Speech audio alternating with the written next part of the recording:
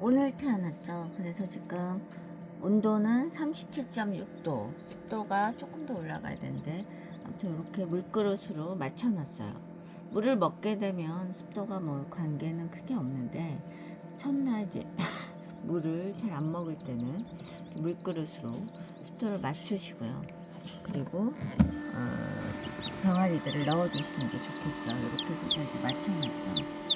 그리고 보시면 물그릇 물을 약간 휘어놨죠. 아이고, 한 녀석이 엄청 소리가 크네요. 소리가 커, 저 녀석이. 이 녀석은 좀 얌전한 듯 하고요. 세라가 낳은 알하고 그 다음에 또 다른 세레마가 낳은 알이 태어났어요. 그 두 마리가 혈이 틀리죠. 완전히 건강한 듯 하네요. 또 찍어서 제가 보여드리도록 하겠습니다. 신기하죠? 엄청 신기해요. 볼 때마다 신기한 겁니다. 병아리들 엄청 귀엽죠? 한 마리 좀 조용하죠?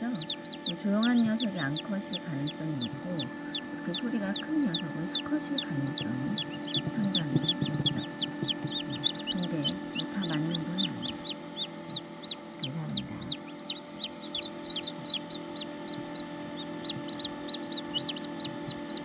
귀엽네요.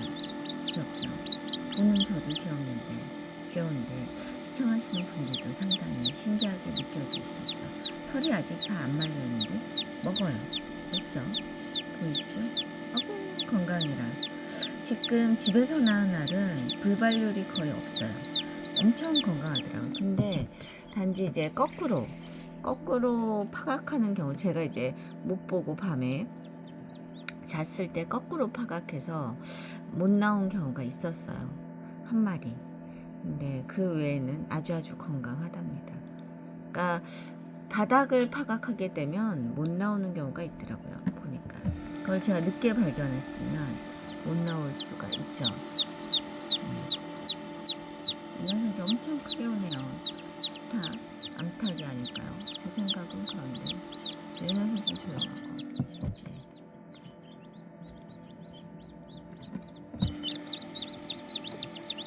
두 마리라 다행이네요. 한 마리가 태어나는 것보단 두 마리가 태어나는 게 훨씬 귀엽죠.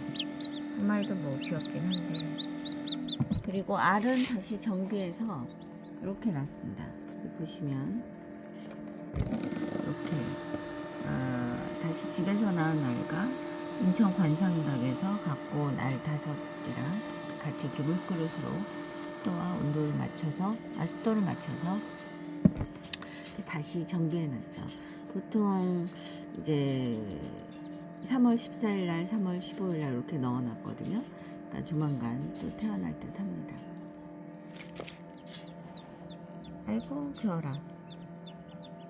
한 마리가 유난히 소리를 많이 내고 있네요. 다음 날은 이렇게 해서 이제 걸음망을 확실히 해주셔야 돼요. 이게 뛰어드는 우려가 있어요. 이 옆을 타고 뛰어드는 우려가 있어서 위에 반드시 이렇게 걸음망을